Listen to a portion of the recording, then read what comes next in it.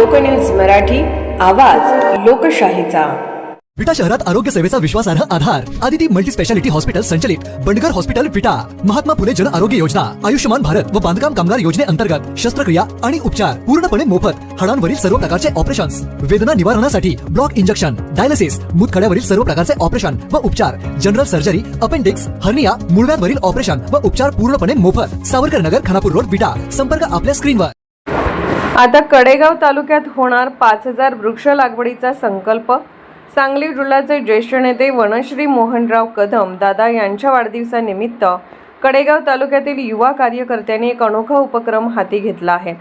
आमदार डॉक्टर विश्वजित कदम यांच्या मार्गदर्शनाखाली येत्या 15 जून रोजी तालुकाभर 5000 वृक्ष लागवडीचा संकल्प करण्यात आला आहे। या उपक्रमात जास्तीत जास्त युवकांनी सहभागी व्हावे, तसेच वाढदिवसाच्या पुष्पगुच्छ आणि भेटवस्तू न आणता एक झाड भेट देऊन पर्यावरण संवर्धनाच्या अभियानात योगदान द्यावे, असे आवाहन करण्यात आले आहे। झाडे लावूया, पर्यावरण जपूया हा संदेश देत हा उपक्रम राबवण्यात येणार असून परिसर अधिक हिरवागार करण्याचा संकल्प युवा कार्यकर्त्यांनी केला आहे।